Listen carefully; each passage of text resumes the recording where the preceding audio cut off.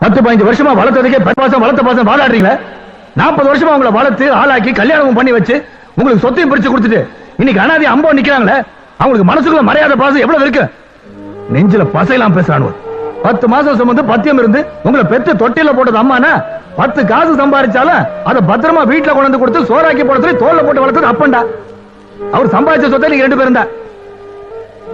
அப்பனாத்தாலும் இருக்கும் போது தெரியாத அவங்களோட அருமை, அது அவங்க இல்லாத போதுதான் தெரியும். அப்பனாத்தாலும் கல்ல செலவைக்க சொல்ல, கால் வயிற்றுக்காவது கஞ்சி ஊத்த சொல்றேன். அப்பனுக்கு ஆத்தாளுக்கும் கோயில் கட்டி கும்பிட சொல்ல, கோயில் அவங்களை பிச்சை எடுக்க வச்சிடாதீங்க நான் சொல்றேன். அப்பனி ஆத்தாலையும் பல்லக்கில் தூக்கிட்டு போன்னு சொல்ல, அவங்க உயிரோடு இருக்கும் போதே பாடலை ஏற்றாதீங்கன்னு சொல்றேன்.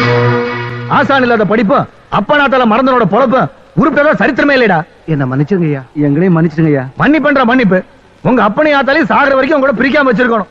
இது இந்த நாட்டாமையோட தீர்ப்பு. தப்பி தவறி மீறினா இந்த 8பட்டி கிராமத்தில் நீங்க குடும்பமே நடத்தக்கூடாது.